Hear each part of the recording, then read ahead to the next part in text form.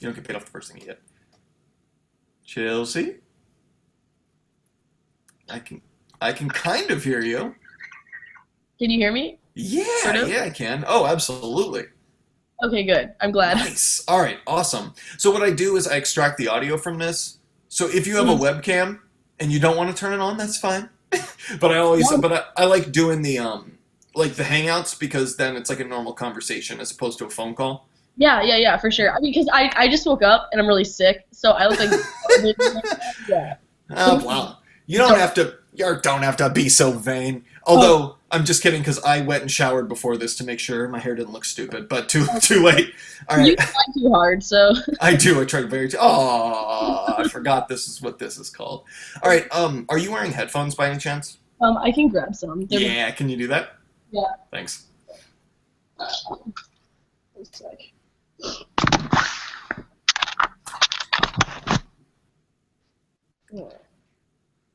All right. How's that? That's good. I actually think the reason your webcam's not on is because you have just a bunch of passed out people, just drug stuff everywhere, and like all this craziness that's going on at your house right now. Why do That's you what have I to think. out me like that? I'm Like sorry. that's I'm not so cool. sorry. This is. I know you're big in the celebrity and drug game. Yeah, It's okay. yeah. It's Yeah, no, okay. I It's mean, okay. I'm a part of at least four different gangs. None of them know about each other. Yeah, it's great. Yeah. That's like, is it? Do you ever run into one of those situations with the gangs that like in those old sitcoms where like the guy takes two girls to prom and he has to like run back and forth so they don't find out, but that's you, but like with like doing drive-bys and stuff. Yeah. No, it was like super embarrassing actually. Once I brought like a knife to a gunfight, and I was like, oh What? no, yeah, no, like they were so mad. Yeah, so I mean, I shouldn't be in this situation. Holy shit, that's funny. Well, I'm glad I've been recording, so this is perfect. We can just cut in right there. That's Excellent. fantastic. Yeah. All right, so as much as I want to riff for the next hour, which we perfectly well can, I want to at least get some structure out of the way. So Chelsea, you run a venue out of your house, essentially, like a house show venue, That's correct? that's such a funny way to put it. Yeah, I guess. What would you call it for the layman's out there? Oh, I don't know. It's just my shitty basement. Like, This is just like it's not. well, you, It's hard to call it a venue to me, but like I guess it is. well, you have better lights than half the venues that I've played. You've got a better. Well, I don't know if people bring. Do you have? Is that PA that? Because I've been there once. Is that the PA that was there? Is that belong at the house, or did somebody bring that? No. Someone brings that. We've been like currently rotating who's bringing PAs, Yeah, but they're usually really good. yeah. I was gonna say yeah. My I would volunteer my PA, but it is a piece of shit. So Great. yeah. All the better. All the better. But yeah, no. So going back, how long have you been having shows in your house? Oh man, just since the summer. Since the summer? That's Yeah. still a while. It's almost a year now. Oh man, you're so right. Oh That's god. crazy. Yeah, like, I want to get into that in a little bit, but let's go back in time. I want to figure out when. Obviously, you're a huge fan of music. Do you play any music yourself? No, I almost majored in musical theater, Really? but I don't. Yes, but I don't think that counts. You sing. You sing. I do sing, yeah. Oh, nice, awesome. Okay, so that's even more interesting to me. The people who are so involved in the music scene from a perspective that takes work. I'm not a huge fan of music critics, especially who aren't musicians. Uh, However, you're an active member of a scene. You contribute a service and help get art out into the world, which I think mhm. is awesome. And as someone who doesn't do that by making music themselves, that's very interesting to me. So going back, when was the first moment where you had like whether it was from listening to a song, singing a song, or just whatever that moment was where you heard something with music where you were just like, oh my god, this is something different in my life that is very meaningful in a way that I have never experienced before. Oh God, this is really embarrassing. Okay, so I actually have an answer to this right Which now. In Sync record is it? No, I did. Okay, I grew up loving NSYNC and Hilary Duff and Mm-hmm. like Kelly Clarkson. Yeah, but my dad's a really big classic rock guy, and so I Yeah, also grew up really loving like, Pink Floyd. So yeah, yeah. yeah, but I think that the moment for me was when I was in like the like seventh or sixth grade or something, and I was on a family trip to Wisconsin, and I was riding this car, and I was like super like just like angsty and like didn't want to be there and like, oh man, screw my family. And like I was listening to Fall Out Boy, right? Yeah. Yeah, and it was like, oh god, it was Fame Infamy. Mm-hmm. And I was like looking out the window of the car and I just started crying. I was like, it's so beautiful. And like I don't know if you know that song offhand, but like oh yeah, I do. That's sure my favorite do. record Okay. by them. Yeah. Oh good. Okay, yeah. So I was like, oh man, like this song is gorgeous. And so I was just but I think that's it. I think the moment that like that I knew that like I wanted to do art though, was the moment that I saw the Format Dog Problems album cover, because that's like fold out paper on the front, cool. and I was like, oh, this is so cool. Yeah, so I mean. Oh, that's awesome. Okay, so you shared an embarrassing music crying story. It's not even embarrassing, but I'm gonna do the same. Okay. I was probably older than you. So in '96, I was not older than you in '96. I was like 10, and that was the summer of ska, and we had HFS around here that used to be like an alt rock station. And they went nuts on it. They would play stuff from like Goldfinger and Less Than Jake and Mustard Plug even, and of course Real Big Fish. Mm-hmm. And I had the last two lines of Sellout in my head for years. Never knew who it was by. I just knew those lines. And so when I found them, I guess that would have been like early 9th grade, so I was like 14. Mm-hmm. And I got the CD, and I had also heard snippets of the song Beer from the movie Basketball. And so I kind of knew that song. So I was listening to the record the first time through, and Beer comes on, and it's 2 minutes in, and it's so good. And I'm because I love ska's my favorite music, and that was the first ska full record that I actually bought. And I was like, it is so good. And I looked down at the back of the album, because it has the length of each song on it, and I'm 2 minutes into the song, and I see that it's 4.5 minutes, and I start crying, because there's still so much song left, and I'm so happy. I've done that so many times. Yeah. I was like, oh my god, don't ever end. Like, yeah. Oh my god. I'm like, oh my god. I'm actually starting to tear up in one eye a little bit. Oh my god. Okay. So that's awesome. And oh dude, and god, I'm for as far as Infinity on High is concerned, you must have bawled your eyes out when you heard Golden. Or not Golden. Yeah, it's Golden. Yeah, it's Golden. Yeah, Golden. Oh my god. Yeah, Golden was like I was like sitting on that couch in Wisconsin, just like, this is what I'm about right now. Yeah. No, and that's that record I thought was so incredible, because it's kind of like where Patrick Stump figured out, like, apply his formula for pop punk emo music and plug in cool rhythms. Yeah, and actually figuring out how to sing interesting parts, including harmonies, for himself. It's true. Yeah, like all the songs sound different.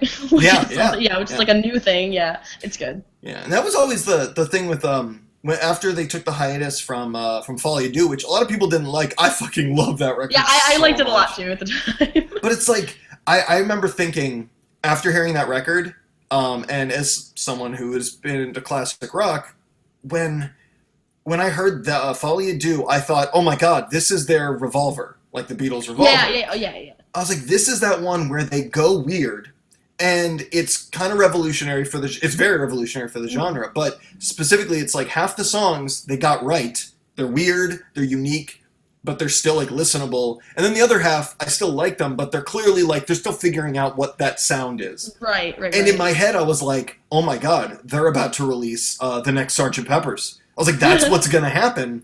And then they took a hiatus, and I was like, that's never going to happen. That momentum is gone. And then, oh my god. Anyway. So Fall Out Boy. Yeah. No, but that's what welcome to the Fall Out Boy podcast. Where we break down all of Fall Out Boy's least popular albums. I will later be doing a critique on Pete Wentz's nude photo.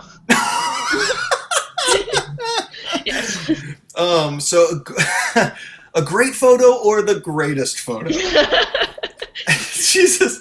Okay. So you almost did musical theater. You got seriously into music, I assume, or in middle school, high school, and just it was something that you loved, and you progressed on your singing. And then I just said singing like it was a bad thing. I didn't mean to do that. Like, singing or whatever. So what stopped you from majoring in musical theater? Oh, okay. So my high school had like this vocational program where you could either do in your sophomore year you decide if you wanted to like spend half your day doing like like the beauty school, or like if you wanted to go do art or theater, were two of them. And so they're both really good programs, and people were known to go on to do good things from them. And so I had a bunch of friends doing both. And so there was this one girl who was doing the art program, and I just remember sitting there watching, like looking at both of these booths at like their like little career fair thing, and I was just like, shit, if she gets better than me at art, I'm gonna be so pissed. But like it didn't cross my mind to like think about anyone in the theater program being better than me, because I just already accepted my fate because I was like mediocre. So I was like, all right, yeah. So I decided to do that because I was angry and jealous. No, I love how open you just got with that. Most musicians, comedians, I talk to them all the time, and they'll be like, oh, I was jealous, I'm competitive, whatever. Musicians are so in that mindset of I guess that public scrutiny thing of every musician has to be viewed as the nicest person in the planet, or else everyone hates them. So like I love and relate so much to the you're good and that makes me angry. Yeah. Even if it's a friend of mine who I want to succeed, it doesn't matter. It still makes me want to be better than them. Yes, which it's so true. I think that's healthy, and I think that makes better art. Like I feel like artists should adapt somewhat an athlete's mindset, because they have like an objective. Oh, we're in a race. If you finish before me, that means you were better than me. Yeah. And so musicians, if a band does better than them, it's very easy for them to say, well, you just didn't get me. Like you can't do that in athletics. You can't like lose a football game and be like, well, the other team just didn't get me. They didn't get what we were going for. Like it doesn't. Anyway, like I think that it's a healthy thing for bands to do, is be like, it can be okay to go, I want to be better than that other artist. I don't think there's anything wrong with that. I think that, comparing yourself can get super dangerous, especially like since I go to art school. Like I live with 5 illustrators, or 4, I guess, plus me, and they're all incredibly talented. Yeah. So it's like, and then sometimes it's like I don't want to be comparing myself to like my best friends, but like it does help. It's made me a lot better at what I do. Yeah, and that's awesome. That's really cool. And I didn't really know that you were as much into the visual art aspect of it. I guess that's what I don't know what to call art that I can't do. Like I can't. There's music, there's film and TV, there's comedy, and then there's everything else that scares the shit out of me. Anything visual art, I'm terrified of. The amount of money I shell out for art, for music, for my music is just insane. Good. Oh yeah, that's fair. You know what? That's fair. Okay, so then what got you back into? So you're in school now? Yeah. Okay, how old are you, if you don't mind me asking? Oh, I actually turned 21 on Tuesday. Oh, happy birthday! That's Thanks. Awesome. Okay, so what? Junior? Yeah, I'm a junior. Junior. Okay. And so that's I asked that question one because 21 to me, I'm like, okay, because I was a junior when I was 21, so I figured that out that way. But it also lets me know a couple of things. One, if you're still on track to graduate, because sometimes like freshman. Yeah. And then it's like, oh, okay, what happened? But so too much celebrity partying and gang joining. But yeah. So what got you to decide? Oh, I'm in an art house. I'm gonna start having bands play. Like, what got you to back into that? Oh, that's funny. Yeah, this summer, actually, so I did a bunch of flyers and work for My Heart, My Anchor. This summer, Dan is great. I love Dan, and so that dude's awesome. I know. He and Caitlin were putting on the show, and so they're like, yeah, it's like Head North and To Will Away and Water Me Down, and I at the time only knew Head North, and they were like, our venue just dropped, and we have like 3 days, and so I was like, sitting in my car, and I'm like looking at this like status, and they're like, can anyone help us out? And I'm like, all right. Like, I guess I have this giant basement. I've wanted to have house shows down there. I just moved here this summer, so I was like, this is perfect. I guess I can do this. I got a hold of a PA system, and I just like went for it. I didn't know what I was doing. I was so confused. But it was really like the perfect mix of people. The bands were incredible. It ended up being a really good night. So then from that moment on, I was like, I can do this. Like, this is fine. Dude, that's awesome. Like that's so.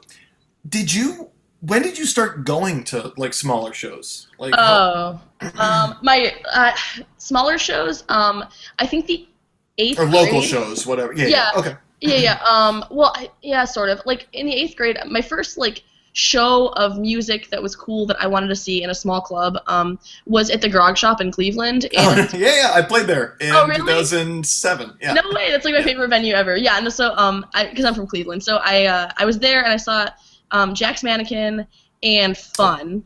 yeah. Wow. Yeah, and Fun played like 5 songs, and like half of them were from the format, and like I was gonna say. I was gonna yeah. ask like how early on in their career was this? That was their first tour. They had no idea what they were Wow. doing. Yeah. Yeah, yeah. So that was like my first show. But I didn't actually get into local music at all in high school. There were only like 2 like like power pop punk bands. The guys like would wear the headbands, like the bright colors, and like yeah, and like Yeah. XX Davy XX. Yeah. Oh my god. like those kind My of like Space Core. yeah, yeah, yeah. Like that was all we had at my high school, and so I never really like got into it. But then when I got here, You freshman year of moved here for college, school. Yeah. yeah, yeah, yeah, freshman year of college, I started getting into local music. That's awesome. So I think the first handful of times that you and I met, I was playing bars and not in my mind at all. That was in our year of like, fuck it, let's party. Because it Yep. was when we were still waiting to get permanent members. We were like, let's have these like 6 months of just fun. That's it's so weird because it's like I know you as 2 different people. Like Yeah. it's Oh, always yeah. no, you probably know me as 2 different people I because sure do. the last couple months, yeah, yeah. One, sorry, probably. Also, I was just yelling at Scott the whole time because he was always late and hitting wrong notes. Oh my So god, I know. Yeah. so I probably he didn't care. He was just doing us a favor. Anyway, so that's like so. But I just because I first knew you as just someone who would come to local shows, and Yeah. I'd see you at ones that I wasn't even playing, and so I was like, holy shit. There's a person who just goes to local shows for fun. That's always very rare in this day and age. So Yeah. it makes sense. It made sense to me when I put 2 and 2 together and realized that the same Chelsea who was throwing these shows was the Chelsea I knew, and I was like, oh well, that makes perfect sense to me. Uh-huh. And it's even more impressive that you didn't get into local bands in high school because usually, like that, progression goes, go to lots and lots of local shows as you're coming up, and then when you're old enough to be able to throw shows, then you do it. So the fact that you kind of had an accelerated timeline of getting into a music scene when you're not even playing music yourself is just very impressive. And I want to tie that into something that I've noticed. Like I went to one show at your house, and it was like decent crowd, great bands on like a Wednesday night or something. Uh-huh. And like I said, at your house, at the basement, whoever brought the PA system did a great job because it sounded great. I think Eric Taft was running sound. Oh, So, that always show. great. Okay, yeah. He just like took over. It was awesome. Oh yeah, no, Eric. Oh my god, I love Eric. I could talk all about Eric, and then also Eric Taft. But like, so when he so when I went there and so it looked great, good crowd. Like I said, great bands. I love seeing Shane play. I'll watch Shane all fucking day long. Shane. So anyway, you like what I noticed about it, which was the way it was set up, the way it was run, the crowd itself, and I don't know, was that like a general? I guess would that be a good example of the type of crowd who comes to your would that be like kind of an average show at your house? do you feel? Absolutely. Yeah. Okay, that's good. it. So every time, like I've been to a lot of house shows at a lot of different house venues, and it always feels one of 2 ways. It feels either A, like, okay, this is a cool spot, but it's going to get either shut down or it's going to fall apart at some point because of poor management, because of drug use, or because of or just because it's like this is clearly like a place that someone like who didn't have a plan just said, oh, let's have a show, and maybe for a couple months it'll happen and then it'll fall apart. But it's still a good environment, like a fun environment. Or it's another where it's extremely well established, very well run, but also very pretentious, elitist, and no one's having any fun. Right. Like everyone's trying to out cred each other. Your house is neither, which was very like it was jarring to me almost because I came in with my guard up of like, all right, so am I gonna have to look out for the heroin room, and I'm gonna have to. Oh, did you miss the heroin room? Yeah, what the? I went upstairs and everything. I brought my needles. I brought my whole kit. But like my spoon collection is on point. But like I'm just now revisiting squat houses I've seen shows, and it's terrifying. But like, or like having to worry about the cops shutting it down any second. But or you go up with your guard up of like everybody here, which is kind of what I did because I knew that it was your house. I knew the area it was in. I was like, oh, okay, it's not going to be that. I more had my guard up of like everybody's going to be out punking each other and just stoic, be stoic for a while. But of course, that wasn't the environment at all. And like I said, it was jarring because it was always like, it's like, what's happening? People are nice. People are being very friendly and open. And this seems like an honest house of creation and artistic expression. And I don't know how to feel about this. But no, and so I might have, I don't know if I ever mentioned that to you, but I wanted to say you're doing an awesome job, and the place that you're assuming that's kind of like the average night that you're having there, like, thank you from the scene to you. Thank you very much for this. Like, it's really, God. There's a reason. Thank you guys, really. Like, this, like, it couldn't happen. I mean, if it was just me sitting in my basement, that'd be great. But like, I can do it today, so. Well, I don't know. That's really, and it makes sense now that I'm kind of getting your backstory. It's not like you're trying to run a promotion empire. It's not like you're trying to make $1 million. It's not like you're trying to like network with famous people. You're doing it. I'd make it akin to why I do this podcast and why I talk to I'll talk to some comedian doing open mics. I don't give a shit. No one else is asking them to do podcast or anything. Like, I'll happily do it. I want to talk to you because it's something I want to do. And it seems like, and correct me if I'm wrong, but it seems like the shows you're putting on, it's just what you want to do. It's what you'd be doing anyway. Yeah, I mean, I literally make $0 off the shows. Like, everything we make from the shows, it just goes straight to the musicians. Like, because, I mean, we don't make bank off of it. Like, it's not like...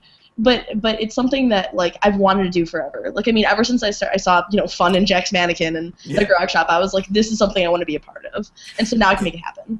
And that's awesome. And hey, you're probably saving some money on travel time to shows. I sure am. You don't have to. You're just like, no, just do it at my house. Yeah, it's really nice. If I'm like, oh man, I'm warm. I can like go up to my bedroom and like put on different clothes and I'm like, sup guys. Like, in between bands, you go upstairs, catch up on some emails. You just like make a sandwich. It's true. I did homework during like our last show. That's awesome. Like, that's great.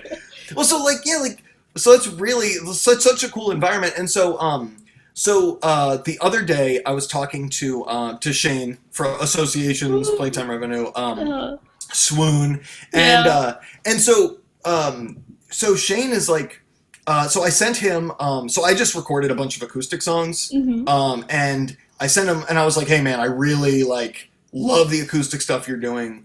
Can I please get some feedback on these? I was like, I can't change them, but for the future, like I want your feedback. So I was just gonna let you find out about this eventually, but screw it, you're here. One of the songs I was in the studio and the guy, and I'd written it before I went to the show at your house, and the engineer was like, oh, what do you want to call this one? And I was like, and I was naming them like a bunch of the songs after venues, and I was like, call it Chelsea's Basement.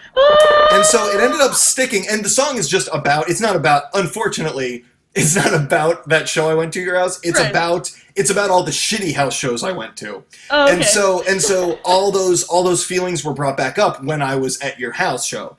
And so I was like, so I was like, yeah, name it that. I think that would be really cool because it's almost like, because your house show may not have been the thing to inspire the song, but your house show was definitely the thing that made me want to record acoustic stuff like that I'd been writing forever. Because I was like, holy shit, I don't know, whatever. It's no big deal. It's no big deal. Don't get ahead. I'm so happy. Let me have this right now. Oh, absolutely. No, I'm just kidding. I'm embarrassed, so don't worry about it. But so then I send those songs to Shane, and he sees the title, and he goes, "Is that song about Chelsea Beck's house?" And I was like, "Well, the title is definitely a reference to it."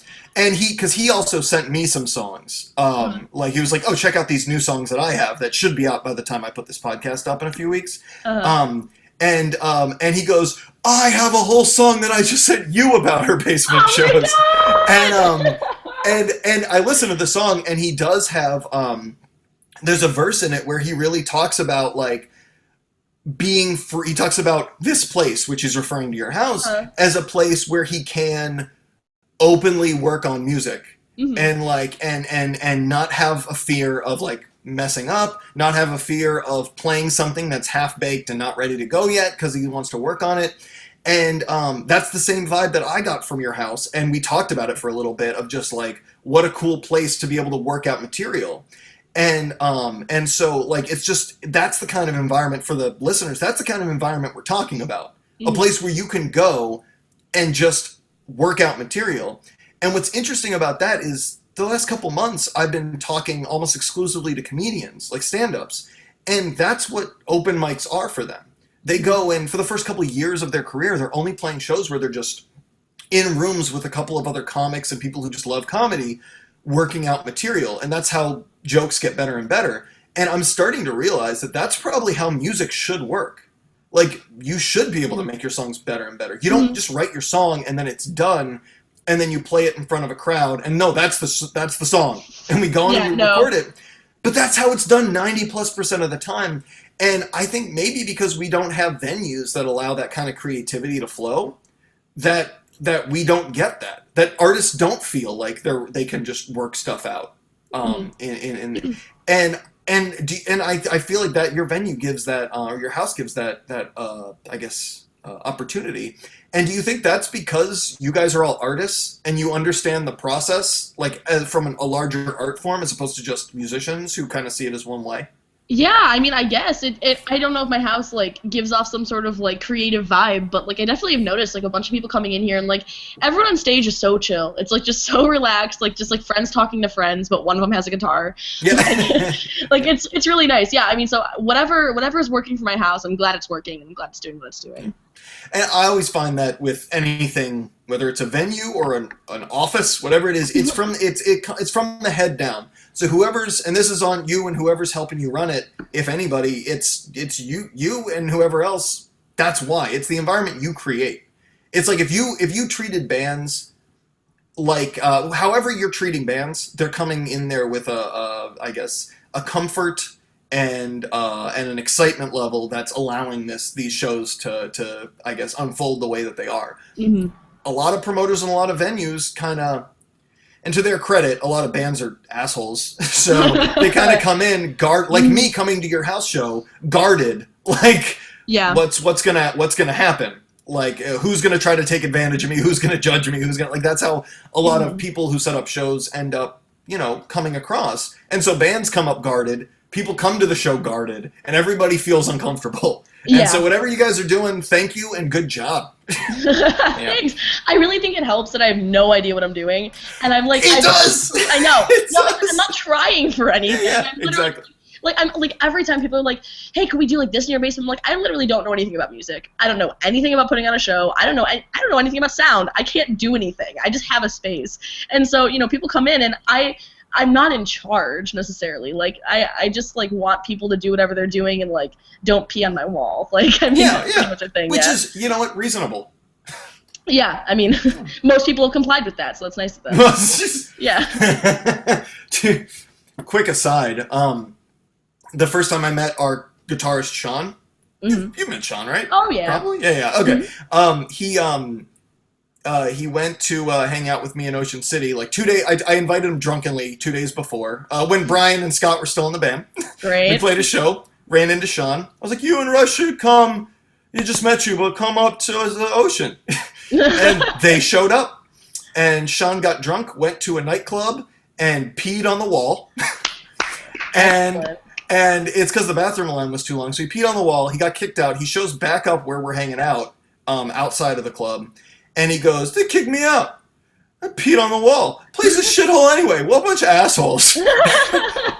He was very angry. He couldn't understand why they kicked him out. Anyway, don't pee on the wall. Like, yeah, I mean, it's pretty. Yeah, especially if Sean, that should be if you ever like have like a flyer or something advertising your venue, you should have like quotes from people who like really like support your venue, and Sean could be like, I didn't even pee on the wall. Oh yeah. If we ever do a commercial, I'll definitely have to get in touch with him. Oh, absolutely. Oh my god. Yeah. Okay, so do you have any long-term plans for your house shows, or is it just I'm doing it because it's fun and I'm going to do it as long as it's fun? Yeah, I mean, honestly, right now it's just like I'm gonna do it like as long as it's fun. I might go to like New York this summer, and I'm gonna be a senior next year, so like I've got 2 more years of this. But I mean, after that, I'm probably gonna be moving out of Baltimore. Yeah. So it's like, I mean, I'm gonna use it for the time that I have it, and I mean, in a perfect world, like someone would move in here who like also wants to have house shows and is like just as cool, but like, And you make it like an establishment kind of, where you're like, this yeah, is the house. It doesn't matter. Whoever's the next tenant, it has to be somebody putting on shows. yeah, exactly, Yeah, yeah, but that'd be it's cool. not gonna happen. Yeah, I know. It's gonna be some 9 to 5ers. That's what Yeah, you're gonna yeah, get. yeah, yeah. It's a nice house. So that's leads into my next thing. So, what is your, I guess, goal for your career wise? I assume it's in visual art. Oh, mom. Yeah. Where are you going with your life? Is Yeah, what I want to know. right. Man, I really want to like, I love working for bands. Right now, like, I mean, all I do all day is merch. Oh wow, yeah, Yeah. So, I mean, all I do is design merch. So, for a little while, like, freelancing and doing that is like fine for me. I'm gonna try to get an internship with maybe like Glamour Kills. Oh, cool. Yeah, and it's No, remember, no vowels in no, any yeah. of your things. Oh yeah. No vowels. Yeah. Lots of MySpace punk. Yeah. So I'm trying to do that. But other than that, I mean, like maybe far off in the future, work for like Vans or something as a designer. Yeah. That'd be nice. Oh, that's really cool. Thanks. That's awesome. Now, why is it bands specifically? Is that just the population you've worked with, or is there any particular, or you just enjoy the kind of art that you create that bands want you to create? It's a whole mess of things. Yeah, it's mostly that. There's a lot of like weird freedom. Like a lot of people like wouldn't be as receptive to like some of my like weirder ideas, but like I like send stuff to bands. And they're like, it's great. So Yes, because we're artists who don't do visual art. yeah, exactly. No, it's really funny. And I mean that's definitely not 100% of the time. Like some people are like really specific and then like hate what I make. But yeah, I love working with bands. Also, I love to like include the music like with the art and like listen to it a lot and then figure out like what that like means to me and like what I get from it and then make something from that because it gives me a starting off point. It's a lot more fun for me than just like maybe doing a children's book or something. Okay. And so, moving to New York, do you? I guess what's your reason for choosing New York specifically? Or just because you're going to go up there this summer and then make connections, or? Yeah, pretty much. I mean, I might try to work with an artist up there this summer, like an illustrator, and then like get in that whole scene. I mean, there's just a lot more work up there. Yeah. Than down here, so it'd just be a lot easier for me to make some connections. And New York is not a definite; it's not like a permanent thing. But I'm definitely gonna like, try to go up there and see what's up. Yeah, I was gonna say that makes sense for art. It was just when you said specifically with bands, that kind of to me it was like, well, music is in a weird spot where every couple of years a city, and it doesn't necessarily have to be New York or LA, pops up for a couple of genres. Yeah. And it gets hot, and that's where the bands are, and then it disappears and shows up in some other city. And so it's like music is such an interesting art form because unlike visual art or film, comedy, TV, all that stuff, those are all located in New York or LA. Music is just random as shit. It is. Like, yeah, it's true. Like if you were playing any kind of punk-related music in the Jersey, Philly area for a couple of years, that's where the spotlight was. If you were playing indie rock in the mid-2000s and you happen to be in Nashville or Austin of all places, that's where it was at. It's a very strange, like, nomadic thing where a genre gets big and pops up in a specific city, and it's like the last city you'd expect it to. So I just was curious about choice of New York if you were trying to work with bands. But I could totally see if, like, New York has all the other job opportunities for if you can't make a living off bands. Right, you might as well be where the work is. That's what I'm thinking. I mean, I'm like taking a bunch of classes and doing things for like magazines and stuff too, which is like probably a more stable career option. So I mean, I can freelance for bands anywhere I go. Like, I mean, that's the thing too, and like the internet is helpful. So. Oh yeah, I was gonna say if you get like if at any point you need to get like a mindless office job where you have a lot of downtime and access to a computer 24/7, the amount of graphic design that you can just get done is insane. I'm sure. Like I once did the math on it. Like I guess I was from whatever 22 to 24 or 25 whatever before I went to grad school. I had this job that started out working with the severely mentally ill, and I loved doing it. And I got a promotion into what turned out to just be an office job in the same like thing. So all I was doing was like paperwork, and every once in a while I do like face-to-face work with someone, which I loved. But I had all this downtime, and I started like just like writing. And I did the math on it, and I was like, I am never going to get paid this much to do art. Yeah, Ever. yeah, Like, yeah. It's true. so yeah, that's always an option. People like I see all these like struggling actors, musicians, etc., taking jobs like waiting tables or working at a bar, and I get it, but like no, I never want to work in an office. It's like, dude, you can get paid to do your art if you don't give a shit about that job. Like you Yeah, have no idea. yeah. No, I'm sure. It's not like everybody else in that office isn't just like on the internet or Facebook or whatever during that time. You're just being Mindlessly productive. scrolling, With it. Yeah. All right. Anyway, yeah. Anyway, well, that's really cool. I'm glad that God. I'm looking back and I'm with this podcast and I'm talking to like all these especially like younger people like you, and I just did earlier today. I did one with Mike, who's used to sing in a band called Count to Four, and he recently just moved to Florida to pursue screenwriting. And like film directing, and it's so cool seeing like all these younger like early 20s people who are like, I'm gonna go to a city to do the thing that I want to do, and I'm gonna figure out a way to make art my profession. Whereas for me and all my friends growing up, we were all musicians, and we were like, no, we're just gonna tour, bro. We're just gonna play some shows and tour and make some records. We never really had that like long-term plan of what else we could do. So I'm finding now that I'm 29.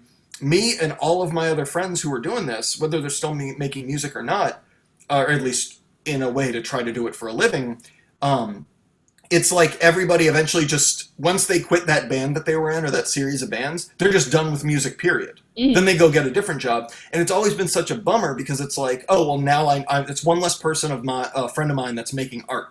Right. And so it's so cool to see younger people like having that forward thinking of how am I going to turn this art into a career, even as early as college. Usually people are like, oh, I'll just major and then we'll see what happens.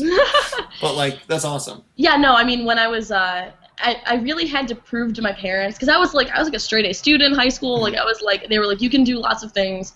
And I chose art, and naturally my family was like, oh, okay. And so I really had to convince them, but the program I did in high school really helped, and it really like set me, it was like, you need to make money doing this. Like, oh, okay, yeah. So, I mean, it's definitely helpful. I mean, and the school I'm at too is like super good for that, so. Yeah. If you don't mind me asking, what do your parents do? What do my parents do? Okay, my dad was my history teacher in the 10th grade. Yeah, so my dad works at my high school, and he's still a history teacher. And my mom owns a Pizza Hut. Oh, really? Oh, that's awesome. Yeah, rocks. That's really cool. Oh, that's awesome. A pizza venue. Yeah, pizza venue, yes. Yeah. That's really cool. Kind. That's so interesting to me because I always, and this is, you were a very good interviewee because you're making me a better interviewer. There's so many questions now. I'm like, man, I'm on episode like 44 right now, 54 if you count the ones I haven't put up. I was like, why haven't I been asking that question to all of the other artists? Yeah, like, it's so interesting. Yeah. Okay, so because that's very interesting because to me, my dad's a musician. Oh, okay. But like he's always been like a famous jazz musician as long as I've known him, and so like it's a weird thing where he's like, no, you're not going into music. Because there's no money in music. I was like, well, you did it. And he was like, yeah, me out of thousands upon thousands of other people who worked just like really hard to do it. And so it was just like to see, I don't know, to see what other people, like how their parents feel about them trying to make it in these artistic fields is really interesting. Well, that's really cool. So your parents big Browns fans? Oh my God, no. Really? I was gonna say, well, that's why they let you move to Baltimore. Yeah, right. Like, is anyone like we won the Super Bowl my freshman year? Yeah, like the Ravens won the Super Bowl my freshman year, and I was here, and I've never seen anyone celebrate football. You said we. Oh man. That's a good thing your parents are not Browns fans. We won the Super Bowl. The second you move, it's us. We did it. This is my home. Yeah, no. The Browns, I never got sports. I had a Browns shirt growing up, and I was like, this is great. But I had never been to a Browns game. Everyone just kind of oh, Browns, back at home, but no one actually likes them. Yeah. Well, that's oh man, that's my fourth grade teacher had just moved from Cleveland, and Hmm. he was a big Browns fan, and he was so angry because that year was the Ravens hadn't started playing yet, but it was the year that they announced that the Cleveland Browns team, as they knew it, was going to move to Baltimore, Oh yeah. and he was so, and he moved too, but he was so angry. But you know, that's really fun. I never really got sports either, No. um, and that season, I just decided, you know what? I'm going to give this whole Ravens thing, football, a shot. Uh-huh. And how spoiled am I that my first year watching a team, they win the Super Bowl? Like Yeah. that's no one. I tell that to my wife's family. They're all from Chicago. They're all Hmm. Bears fans, and Hmm. they're like, get the fuck out! Of here. Like, what are you doing? You can't. That's not fair. You don't get that. Yeah, Yeah. yeah, yeah. Oh man. So okay. So so yeah. Is there anybody, as far as bands who've come to your venue? Obviously, there's the local ones who you've grown to know as people who Mhm. are awesome. But has there been any other bands that played your house that you're like, how'd I get them to play my house? That's pretty sweet. Yeah, actually, I have a show coming up that like I can't announce yet. Actually, not to be one of those people. When's the show coming out? You get Big League Me? Get Big Oh, League Me? yeah, it's pretty cool. When is your show? When's the show? Probably in like a month. Oh well, no, no. Oh, when's it? It's in May. It's in May. But we're gonna announce it like soonish. Okay, It's gonna be announced within the month. Oh, then this is going to come out after that. Will you say who it is? Oh, This will absolutely, not then, come yeah. out until it's announced. Yeah. Okay. Then great. Cool. Yeah. It's gonna be Water Me Down. He's touring, and then a bunch of other people. And then this band Mumbler, who Yeah. who like a lot of people don't know, but I think this is awesome because this is like the first time that like a band that I just knew as like a band that I wanted to listen to is like Yeah. coming to my house to play. Yeah. Yeah, so like Rachel Cooper booked it, and she's like, what if it just happened? Because like a couple of my friends really like them around here too, and so yeah, I mean I'm a huge fan, and they're gonna play here soon, and I'm like so stoked. I like already made the flyer. I'm like, oh boy. Oh, that's awesome. By the way, that's extra cool because, God damn it, why this is not fair. Okay, so I'm not trying to create a monster here, but you just said something. Another thing that's really really cool. I feel like I compliment some people, and then they turn into monsters. Don't be a monster. No, I'm just kidding. No. So the fact that you were like, I don't want to say it because I'm going to announce it. It's like a big deal. But then you're like, people don't even really know who they are. So it's not even a big deal. It's a big deal to you. Yeah. And that's why you're you're blowing it up as a huge deal because it matters. So like that's clearly your love of music is trumping the idea of marketing a business. And that's so refreshing to hear.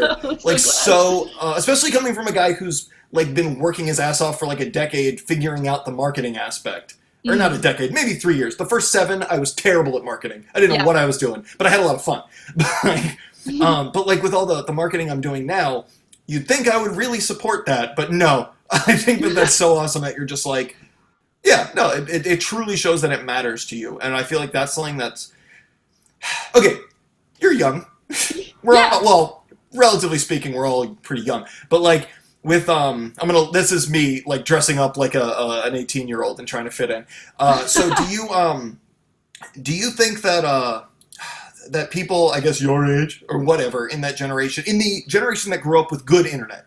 Yeah. I had internet growing up. I didn't have good internet. I did not have YouTube. I didn't have Facebook. Right. Like, I did not have that kind of internet growing up. And so do you think with people being able to just get famous on YouTube or to get famous on Vine or famous on whatever it is, like internet famous, do you feel that you see more people your age maybe running a venue because they want to get notoriety and want to know famous artists? Or do you find people who are doing this kind of art because they'd rather get famous as opposed to, I guess, a creative drive for art? Oh man, I guess shit on your generation now. Yeah, right. Yeah, No. I hate these guys. Yeah, no, I mean, I think it's definitely easy to get sucked into that. I mean, I've definitely like found myself being like, man, I wish I had more Tumblr followers. But like, yeah, you still feel it. Yeah. But you know, I think that most people that I've had the fortune to meet have just really been in this because they really just want to do it. Yeah. And like some people are making it more of a business venture than others. Like I definitely. Like, I mean, my art is my job. Like, doing merch is still, like, my job. So, like, that is a business for me. The house venue thing, like, really isn't. But most people, I'd say, are just in this because they want to do it. Yeah. Yeah, this is a giant money pit. Yeah. It's a money pit, and it's exhausting, and in a lot of cases it's very unrewarding. But we still love to do it. Oh yeah. We're all here for the same reason. But yeah, no, that's definitely true. I guess it's tough because it's like you start to see people really quote unquote succeed, and those people tend to be the ones who are more business and marketing oriented. Yeah. And kind of have long since abandoned the art. And so it's just very refreshing. There's a reason you're the first and only promoter and venue runner that I've ever done on this podcast. And there's a reason. Like this isn't an accident. But no, that's really cool. And I'm actually sorry that I didn't ask you sooner. I don't know how that slipped through the cracks. I almost, after we ran into each other in a mosh pit of all places at Motion City Soundtrack, I was a little distracted considering in that same mosh pit I also ran into a guy who I'd kicked out of my band a year ago and probably haven't talked to since. But I keep trying to get him onto the podcast so we can like talk about awkward stuff. Hasn't happened yet. But I meant to send you a message after that show and just be like, get on my podcast. And then of course I forgot. So sorry, but I'm glad you're on. It's all good. But yeah, so before I let you go, I want you to, if you have any plugs for any shows coming up, I'll probably put this up. I'll definitely wait until after you announce that show. Yeah. But after you announce the show, it might be a week or two before it comes up. Like I said, I've got, at this point, maybe like 14 or 15 episodes recorded.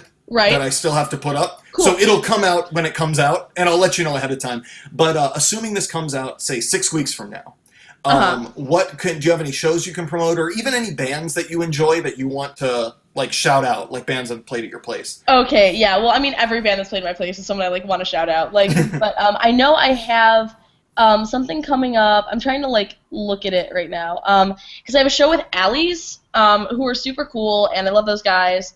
And they're going to be at my house on April 11th. If this comes out like before then, it might not. If it comes out after then, whatever. April 11th, and then I've got Mumbler and Water Me Down and a bunch of other cool people that are going to be here on May 31st, which is Sunday. Nice. Yeah, Nice. so definitely come out to both those. I mean, check out the bands before you come see the shows. Is all I can really say. Like, just like check out the flyers. Because they're all awesome. I mean, like I'm not just saying that. Every band that's been playing is awesome. I think at this point, anyone who's heard this entire podcast knows that you're in this because you like the bands. Yeah. they know, like they are sufficiently vouched for. The bands are. So okay, now give us, and please send me these on Facebook so I can post them along with the podcast when it goes up. Any links to your services for working for bands or otherwise, where people can essentially request you to work on their art or on their digital whatever, all that stuff. Send any links for that, and tell us what your Tumblr is or Twitter if you use that. Anything. So how can people reach out to you to have you work? Okay, so I have a Facebook page, which is Chelsea Beck Illustration Design. I forget about it 100% of the time. But the main one that I use is my Tumblr, which is just chelseadrewthis.com.